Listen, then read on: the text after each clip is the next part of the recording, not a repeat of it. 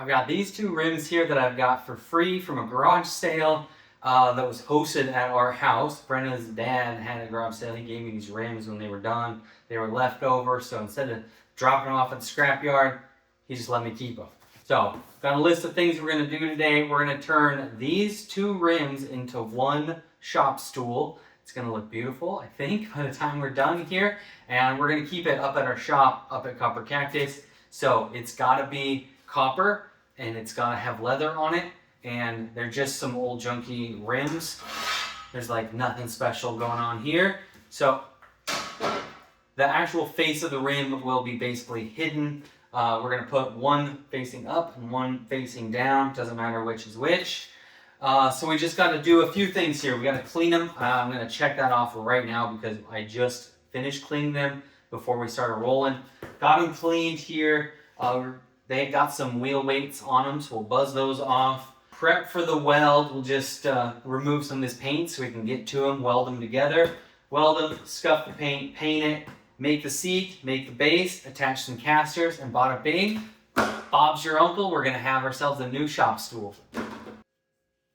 First thing clean, got them cleaned.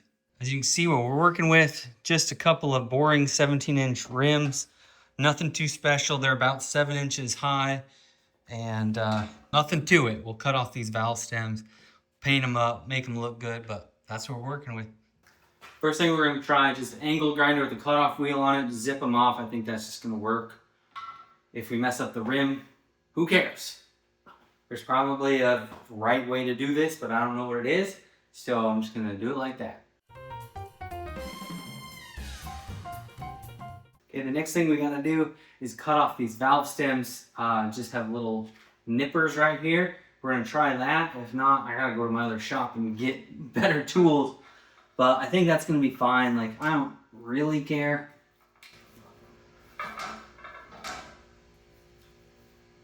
Oh, God. That ain't gonna work. Cutoff wheel. Bound to work.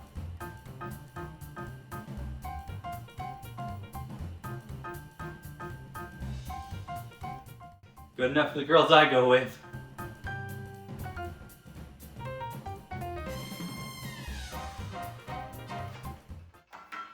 Okay, the cutoff wheel worked great for that stuff. Let's bump over. Okay, now we're going to switch over. No more cutoff wheel. We're going to use a flat disc. And we're just going to prep this for welding.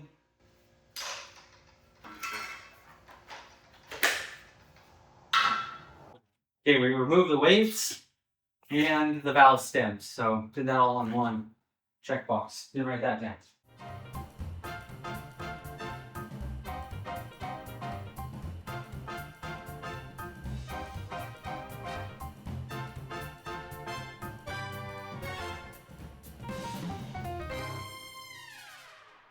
Alright, we have prepped for welding. Cross that off the list. Next thing we gotta do, just weld this thing up. And it's going to be pretty straightforward. I'm not going to weld an entire bead around here. We're just going to tack it on a few spots and then make sure everything's perfect. And then we'll just weld a couple little like 1-inch sections around. So far as welders go, I just got this little one down here at the bottom. They quit making it, so they sent it to me for free on TikTok. And then they stopped making it shortly thereafter. So it's a great little wire welder. It's kind of dummy proof. You just set it to however thick your metal is and it just does it. It just works. I've got 4 or 5 other welders over here and that one works the best out of all of them. They were all free from TikTok. So whatever, let's just get into it and start welding this thing up.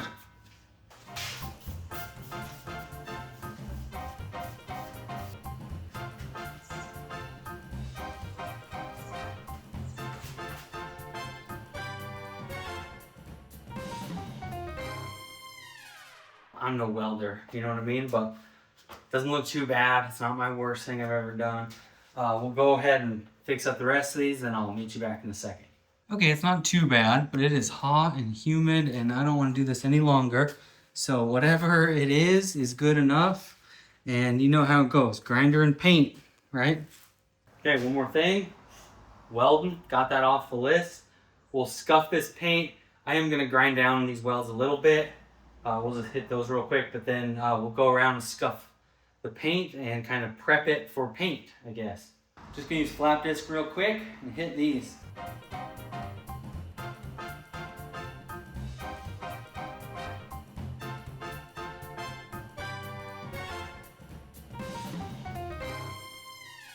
Well, my name brand, black and yellow drill, this is a lot more powerful than this. It's up at the shop. I don't want to go get it, so we're just going to try to get by with this.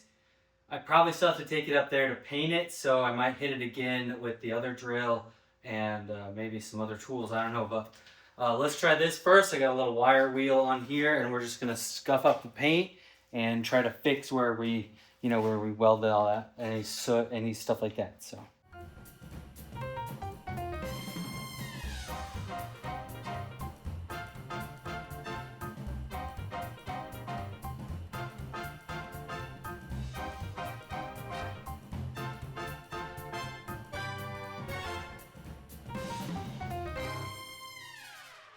Okay, I really need to go get new Scotch-Brite pads. I got one, I got a gray. We're just gonna hit it with that. This project is not that important, so I'm not too worried about it. The paint's really good on this rim for the most part, both of the rims. So I'm just gonna lightly scuff it, and it ain't gonna do much, you know?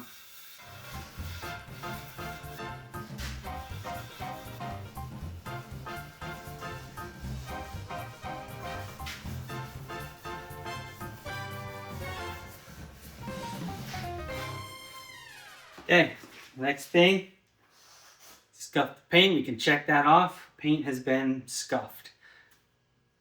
I didn't say how good it had to be scuffed. Next thing we'll do, we'll take this up there.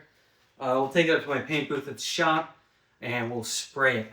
Okay, we gotta wipe all the dust off it. I'm just gonna use some iso alcohol, and why is that backwards? I don't know, who knows? Anyway, okay, we still gotta wipe off all the dust and crap that's on it, and I'm not gonna get it all, and all I've got is iso alcohol. It's probably not the best move, but it's better than no move, right?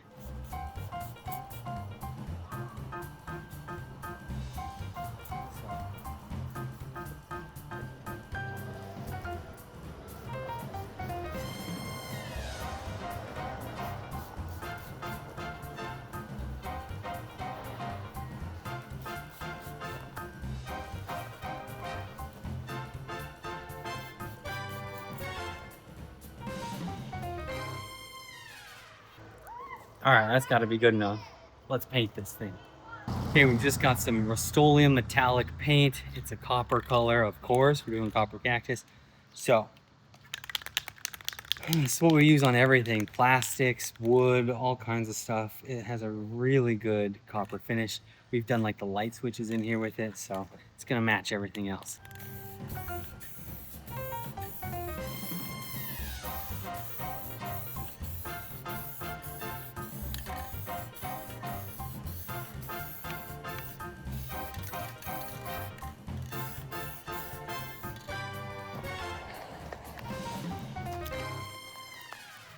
I mean, just look at that metallic finish. Gorgeous.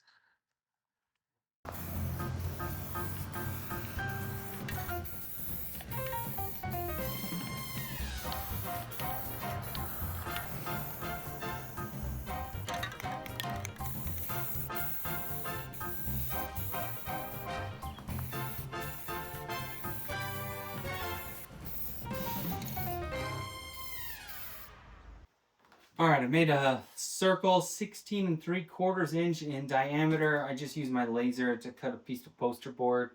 Nothing too fancy to see there.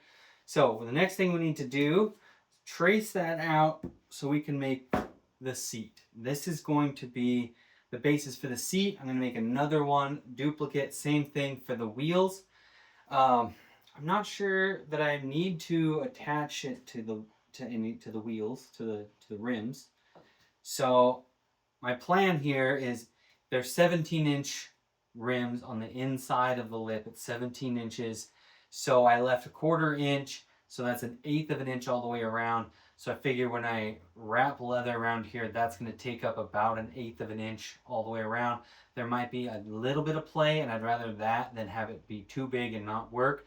I want it to sit down in the lip of the rim so that it won't, somebody doesn't sit on it and slide off. So hopefully this all works. First time I'm doing it this way, first time I'm doing this project at all. So you're just gonna have to learn with me. So we're just gonna trace this circle around, and I get these. They're not a Sharpie, but they're like a permanent marker. Whoops. And this is a fine tip, and these last way longer than any dang Sharpie, and they're like a knockoff brand, but they have way more ink, and they write on like any surface. I've written on all kinds of stuff: metal, wood, leather, whatever. I've written on all kinds of stuff with these. And like, I got a huge box of them for not very much money, and I have barely even dipped back into that box to get another one. Usually it's because I run it through the wash machine, and they get ruined in the wash machine, but they don't ruin all your other clothes. They don't bleed out. So that's been really nice. So if you're like me and you keep your markers in your pocket and run them through the laundry, get these markers. And I haven't had any problems yet. The things you learn on this channel, huh? All right, there you go. So 2 circles. We'll just like take the jigsaw, probably cut these out.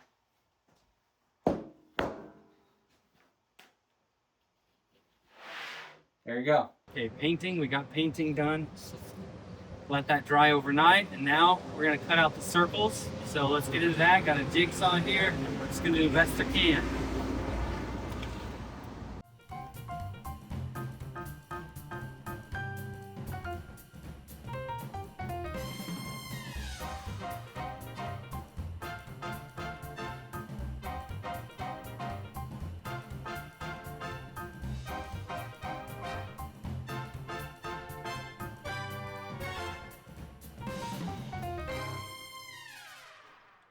All right, I cut these out sort of close to the line. I'm gonna try to get a little closer now that I'm not having to wrestle the big piece. Just want to get it close, and then I can work on the finer stuff. I might have switched to a finer tooth blade or something. I don't know anything about using a jigsaw, so bear with me.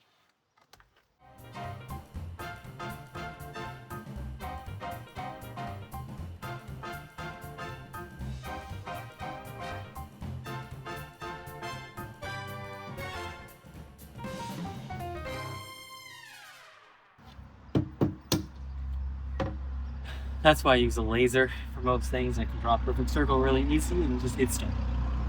We're gonna use the router on this. I've cut a template with the laser. I just cut another, like 1/4 inch, but I want to use 1/2 inch for this project.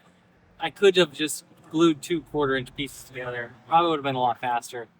But we used some glue, and I put masking tape on both sides of the thing. I probably should have filmed that, but I didn't. So these are just CA glued together with masking tape between the CA glue and the wood, so I can pull it apart afterwards. We're just gonna take a flush trim bit on my router and zip around this real quick. So let's get some quasi hearing protection, and we'll let her rip.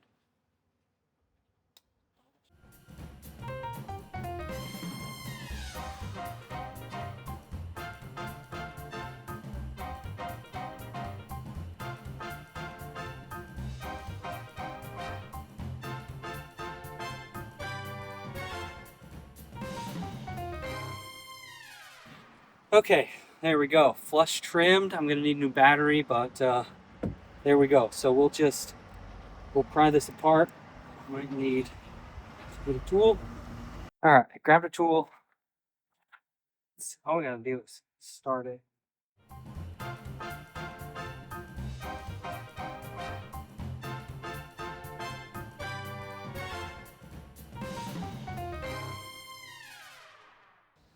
Okay, got the first seat round done.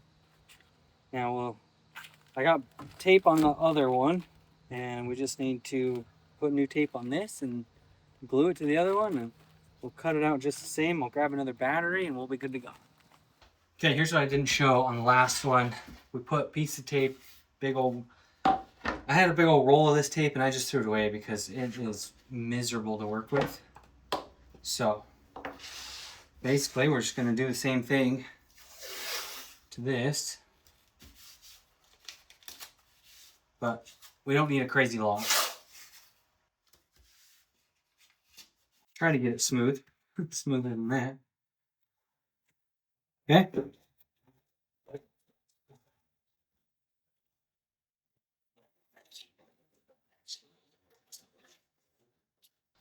Okay, so all we got is some CA glue. This is like medium thick, so even if you don't get this down perfectly flat, it'll still work. It'll be fine. And we're just going to put a bunch of dots on here because it really doesn't need much. Okay, something like that. And this stuff dries extremely fast, so you do have to work fairly quickly. Just make sure we're on our line the best we can within the perimeter, and then we'll just put some weight on it. And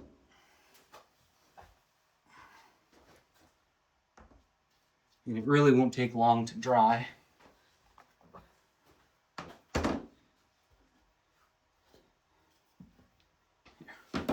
Just some stuff I got laying around.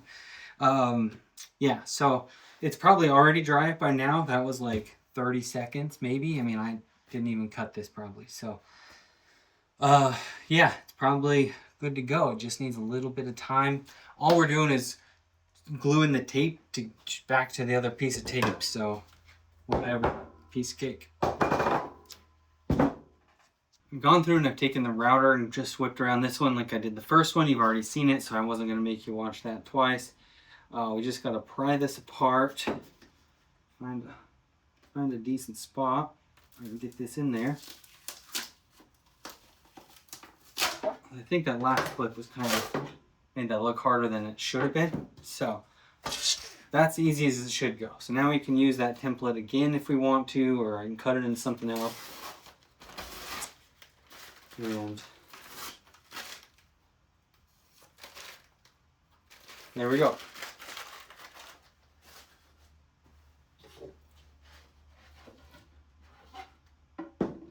Now we've got 2 rounds that are ready to go.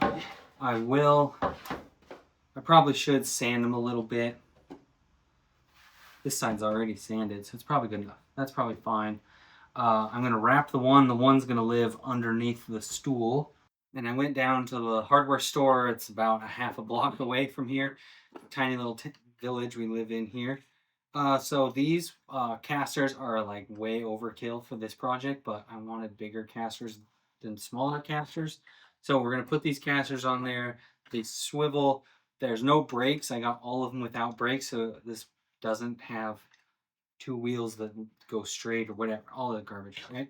So I just wanted 4 casters that swivel, and so we'll put them around on one, and then on the other one we're going to wrap in deer skin. So I've got these nice deer hides here that were gifted to me, and so I'm going to use these. And then I found some free foam on Facebook Marketplace. It's like memory foam or whatever, but we're gonna double layer that in here so it gets nice and thick, and it is like way too soft and squishy, so that'll give it some density and make for hopefully a fairly nice cushion. So let's do that next. We'll cut the foam next, and then we're just going to use this stapler and some 1/4-inch staples, pull this around. You'll see what we're doing. This is just a big old piece of foam. It's like a memory foam mattress pad. It's kind of used. It's definitely used. But all we got to do is cut some circles out of it. So hopefully that'll be relatively easy. Just going to take a Sharpie, trace it.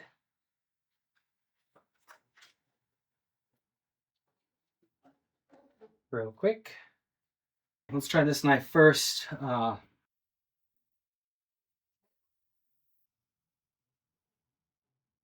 Oh yeah, that'll work okay. We're just going to have to make multiple passes. It's not going to cut very deep each pass. And this is a cutting mat, so if we press all the way down to the table, that's okay too.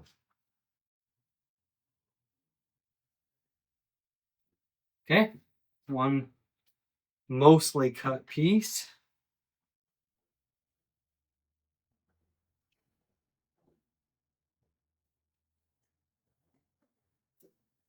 It's not the prettiest. I think if I had a serrated blade, that would be better, but I don't. So, oh well. Okay, and then also I think I would probably like to do that twice. I mean, I like how thick it is to look at. I think that is the proper thickness, but I think once you sit on it, it squishes to nothing pretty quick. So let's double it. Here we go. Got second one cut, and I used scissors on the second time. Just try something different, and that did work a little bit better. Not much, as you can tell. They're both pretty rough, so whatever. I don't think it matters too much because we're gonna cover them, and it's foam, and all the rough parts are gonna squish down. So no big deal there. But we do want to make sure we cut enough of this deer skin to go over and around. And I think we're going to be pretty tight because it's not a huge deer skin. I might see if I got another one. And maybe, we might make this one work. That might work. If I cut it right there, that would work. Okay, so it's going to basically look like that when it's done. We're starting to see something come together. It'll be a nice smooth white deer skin top. So now all we got to do is trim this, and then we'll start stapling it up, and then we'll trim it up some more. So if I can hold that, flip it. I think that's kind of the spot. So I could probably trim this after, because like we're going to be pretty close. And I do want to kind of press it down some, stretch it, go both ways, come around like this and like that, and keep going opposite. I think that'll tie down pretty good. And then we can trim it away. So, yeah, don't want too much extra than that.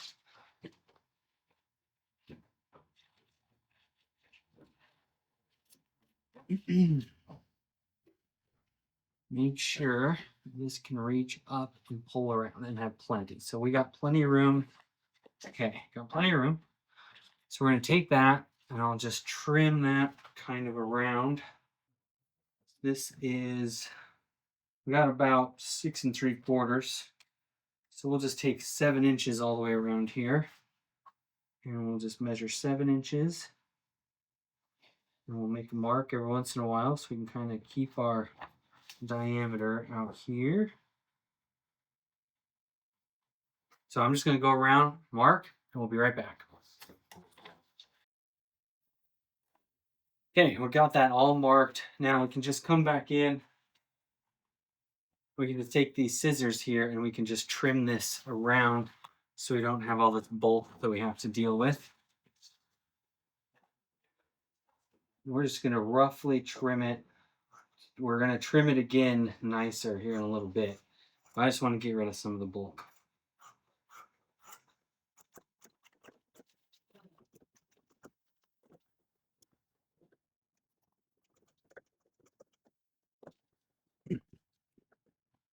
And we will have some scrap, but not very much. So really just kind of this piece is the main piece of scrap, and we could probably still use this. These other ones are pretty small. We'll probably make cactus confetti or something out of that.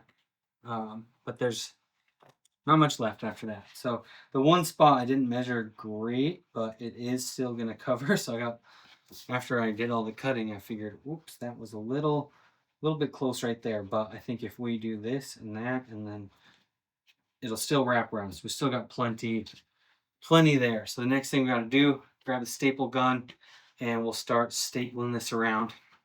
Okay, get yourself an electric staple gun. It's like not that expensive, and it's going to save you a ton of time, ton of effort, And so we're just gonna start kind of pulling this. We don't want to pull too hard right away because then you might pull it through from the other side. So we want to make sure we got plenty. And we're just gonna come around here, start setting staples in,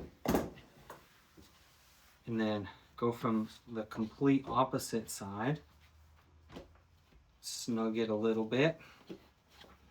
Now we can start to kind of pull it a little bit.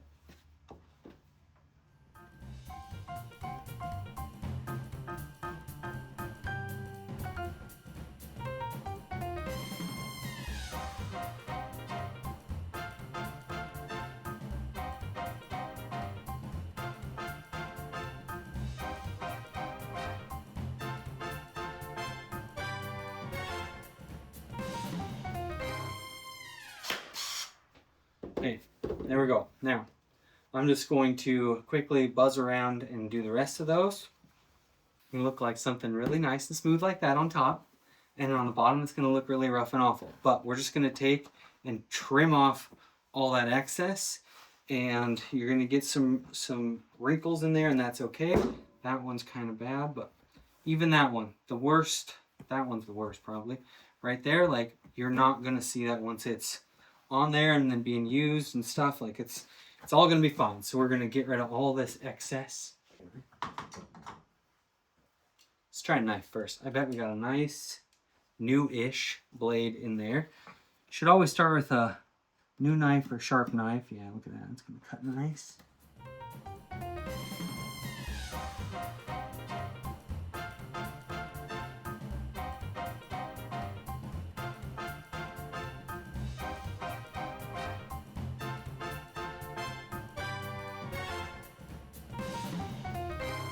Okay, there we go. Now,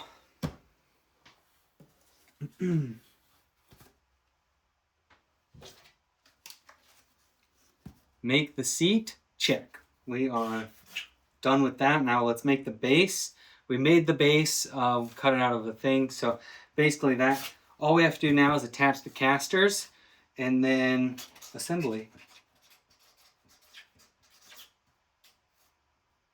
There.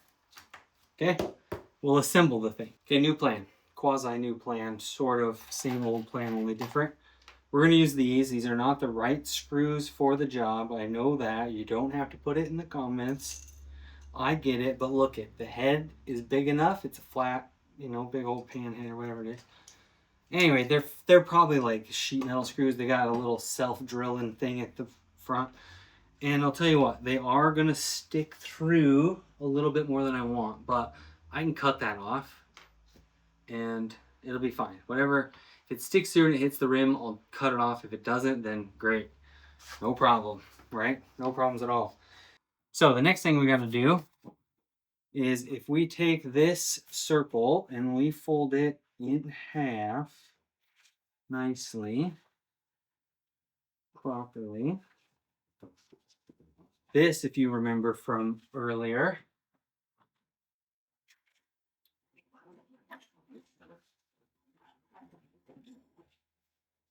nice crease. Okay, this, if you remember from earlier, was the template that I used to, like, you know, draw these circles. Now we got that folded, and then we can just put this right in half. So I want to try to avoid that. Is there anything to avoid on this side? Not really. Okay, so now I can figure out where I want to put my dang casters. And so we'll just put a little line here, a little line here, and then we can go directly opposite of that. So if I fold it in half again, then I know about where to put half there and half there. Okay. It's just approximate, you know, it's like, it's not a big deal. If it gets us close enough, it gets us close enough. Better than me eyeballing it anyhow. And so what I'll do is I'll just make sure I put these, you know, there about. I get one corner on the line, like that, and we'll do that all the way around. That should. One edge of the caster is longer than the other, so put the long edge facing out. And if I just keep doing that all the way around, it should be pretty even. Okay, let's get this done real quick. We are almost there. I'm going to try not to drill into my table.